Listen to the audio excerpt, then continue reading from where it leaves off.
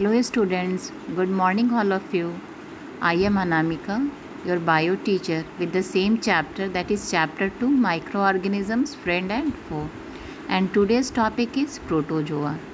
In the previous video, you learned about the fungi. That means what are fungi, what is their habitat, that means what are the place in which they grow. Generally, they prefer moist and hot and humid, you can say hot and humid environment, that is mainly preferred to grow the fungi. And what is their mode of nutrition? They exhibit a heterotrophic mode of nutrition, either they are saprophytes, some are parasites also, that means they lives inside the body of the host and derive their nutrition. Some depends on the dead and decay matter, and some useful and harmful effects of the fungi. And apart from this, the diagram of the various types of the fungi. In the useful effects, you have seen about the, that means how they are useful in making the first antibiotic, that is penicillin, that was mainly made from the fungus called Penicillium notatum. And Alexander Fleming made first antibiotic, which is that means which used to cure the various bacterial infection. Some are edible, like mushroom, which is a rich source of protein. Yeast, that is a useful fungi which is used in baking industry and for the process of fermentation in the preparation of alcoholic beverages also. And apart from this, some harmful effects also, that means how they are harmful. As a parasites, they causes various diseases in humans like ringworm, athletic foods, in plants also like rust of and smut of wheat disease, powdery mildew, etc. So that means everything about the fungi. In this video you came to know about the protozoa. Here this is the diagram of Paramecium. Later on we will discuss about the diagram. First see some characteristics of the protozoa. So here you can see that protozoa, they are the unicellular organisms. What is the meaning of uni? Uni means single. So that means protozoa, they are the organisms which is composed of only one cell, and one cell is capable to perform all the function. That means all the function which is essential for the survival, like respiration, digestion, egestion, all is performed by the single cell. Next is eukaryotic. Eukaryotic, I think in the previous video we have discussed about that eu means true and karyon term is mainly used for nucleus. So the cell in which true nucleus is present. What is the meaning of true nucleus? In which the nucleus that is surrounded by the nuclear membrane. So this is the nuclear membrane. So if the nucleoplasm that is surrounded by the nuclear membrane, that cell is called eukaryotic cell. So they are unicellular, eukaryotic, motile in nature. Motile, that means they are able to move from one place to other. They are not fixed like plants because they are the animals. And actually the protozoa, that term derived from the two word proto, that means primitive, and zoa term is mainly used for animals. So that means you can see here protozoa. Actually this is composed of two words. Proto, meaning of proto is primitive. Proto means primitive, and zoa term is mainly used for animals.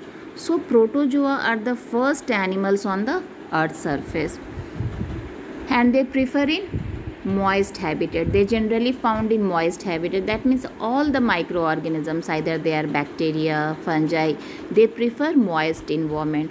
That means suitable for the growth of the microorganism. So let's see that what are the places in which they found. They are free living. I think in the bacteria you came to know about that bacteria lives in the colony, but protozoa, they can exist single.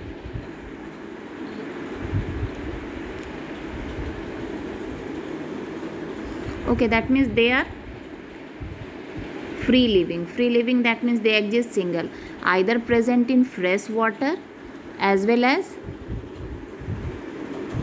marine water. Marine water, that means salty water. Marine water, that means the water in which excess salt is present.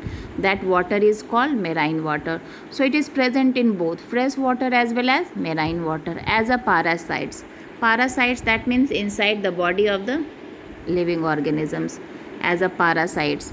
Okay, and in this way, that means they present in the body of both animals as well as humans, and causes various diseases like malaria. I think you are familiar about the disease malaria.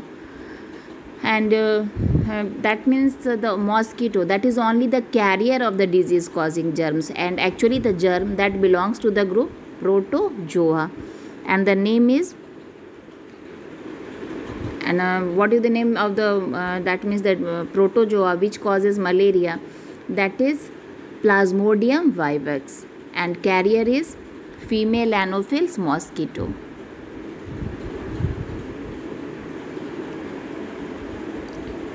Some are terrestrial. Terrestrial, that means they lives on the land, and terrestrial term is mainly used for land. So they lives on the land and feed on dead and decay matter. And some are present in water body. I think here you can say that this is the diagram of fish, and these are the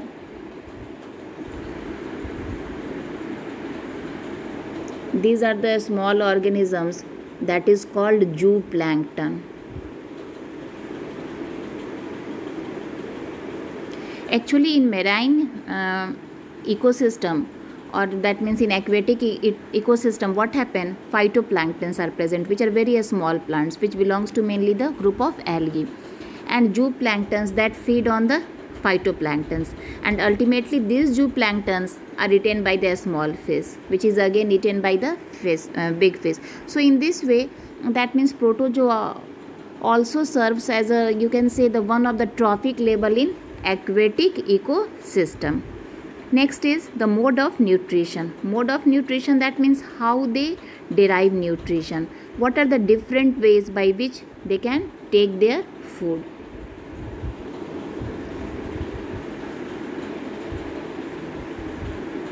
So here term is used holozoic. Holozoic. Actually all the animals, either they are unicellular or multicellular, they exhibit holozoic mode of nutrition. Holo means whole, complete, and zoic term is mainly used for animal.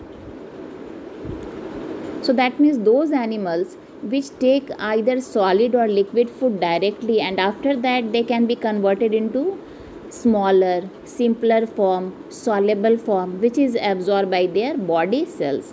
So that nutrition is called holozoic nutrition. And there are various steps of the holozoic nutrition, which involve ingestion, digestion, assimilation, and egestion. I think you have read about the different steps of the nutrition in class 7th also. So that means the steps are same, either they are unicellular organisms or multicellular organisms. Next is euglena. Do you know euglena? That is known as connecting link between plant and animals. This is called connecting link between plants and animals. So why it is called so? Because some characteristics of the euglena, that is resemble to plants. If you see the diagram, later on we will discuss, show you the diagram of the euglena. In euglena actually chloroplast is present, and chloroplast, that is the characteristics features of the plants, and that is the green plastids which is useful for preparing the food. So that's why the euglena, that their mode of nutrition is mixotropic. Mixotropic, that means they exhibit both type of nutrition, autotrophs as well as heterotrophs. Because of the presence of the chloroplast, they can synthesize their own food, and sometimes they may behave as heterotrophs also. Next is growth and reproduction. That means how protozoa reproduce and increase their numbers. So they reproduce by both method, asexual and sexual methods. Through sexual reproduction, very less are reproduced. They generally, that means the most common method, that is asexual methods. Okay, I think here you are watching the diagram of the binary fission that happens in the amoeba. So when amoeba cell, that means amoeba, that is the unicellular organisms, and their body is actually this is irregular in shape. Later on we will discuss about the shape and sizes, that in some protozoa the shape are fixed and some they are irregular. So amoeba, they show irregular shape, and they having the I will draw the diagram and then I will discuss you. Suppose this is a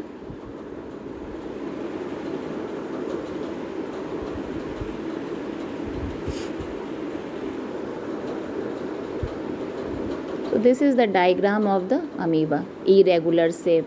This is the nucleus. This is called nucleus. This is the cell membrane.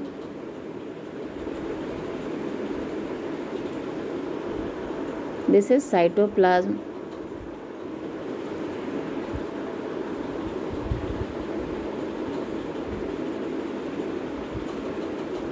And this is called pseudopodia, the false feet of the amoeba. That is called pseudopodia.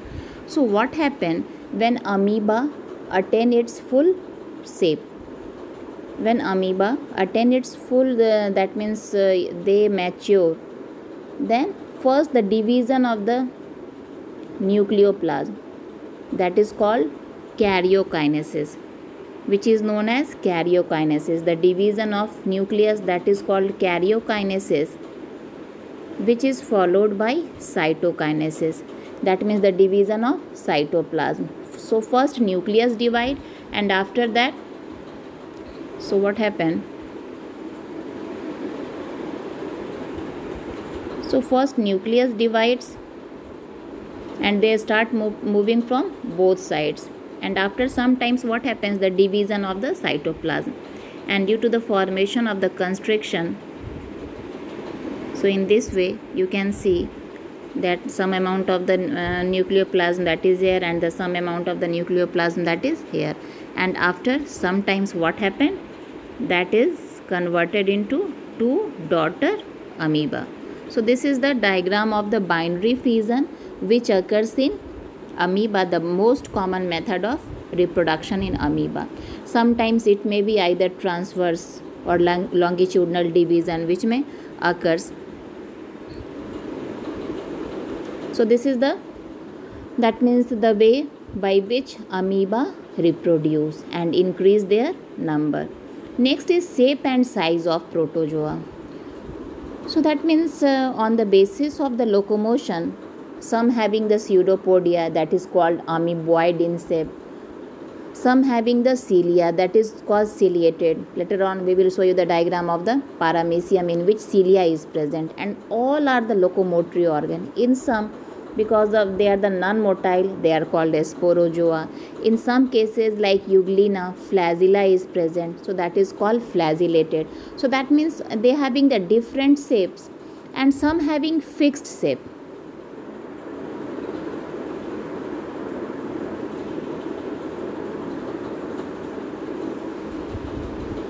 You can see that this one paramecium and this is euglena, both having the fixed shape. They having the fixed shape, but in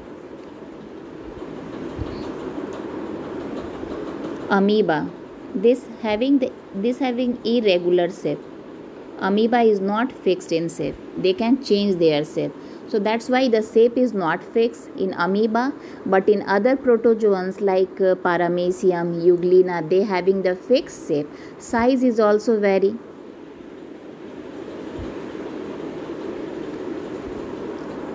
So let's see about the sizes. Most parasitic protozoan in humans are less than 50 micrometer. This is called micrometer.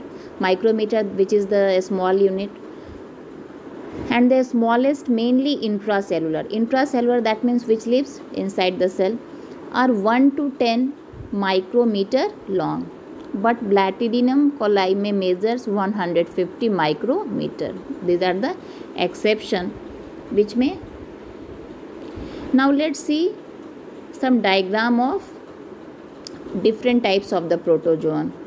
So this is the diagram of Euglena. Earlier we have told you that later on we will show you the diagram.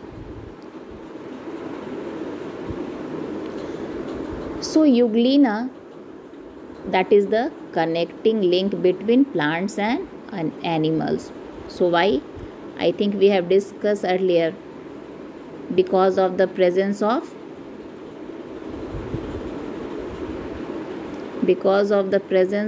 chloroplast. So here in Euglena,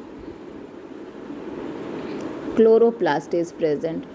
This is the chloroplast, which is the characteristics features of the plants. This is the flagellum. Flagellum, that means the locomotory organs, which is helps in movement. That means for movement, that means to move from one place to other place. This is the photoreceptors. Photoreceptors terms that is mainly used for light. And the contractile vacuole, which helps in the movement. So now after that, let's see the diagram of the amoeba.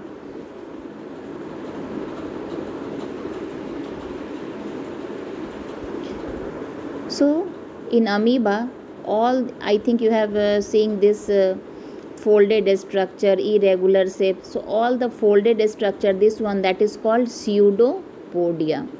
Pseudo means false, and podia, that is mainly used for leg. So actually you can say that these are the legs of the amoeba, which helps in movement, and along with the movement it also helps in capturing the food items. I think here you can say that these are the food particles. So in this way, that means they also capture the food particles with the help of the pseudopodia, and after that food vacuole is formed. With the help of the enzymes, they digest them, and finally that means the waste materials that also removes from their general body surface. So these are the cytoplasm which is present, food vacuole, contractile vacuoles, all are present in amoeba.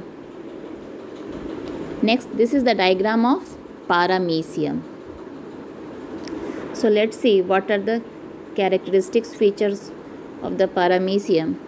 Actually in paramecium, generally in all protozoans one nucleus is present, but in paramecium two nucleus are there. One is macronucleus. Macro, that means large in size. So this is the macronucleus, and this is micronucleus. The smaller one, that is called micronucleus. And radiating canals. So these are the contractile vacuoles, and I think this is just appearing like the star shape. So they having the star shaped contractile vacuoles. Cilia, these is small structure, hair like a structure which is present, you can say all around their body. This is generally helps in movement. Earlier we have discussed that cilia, flagella, pseudopodia all helps in the movement. And this is the pellicle. This is the oral group, which actually act as the mouth. This is the mouth, you can say this is the mouth of paramecium, through which they can, these are the food items. So through this they can engulf their food items. This is the buccal aperture, and after that food vacuoles are formed, and with the help of enzymes that is digested, and these are the anal pore. So this is the anal pore through which undigested, that means the waste material that is removed from their body. So these are the diagram. I think whatever the topic that I have discussed, that should be clear. In my next video you will learn about the useful and harmful protozoa, that means how they are useful or harmful for us.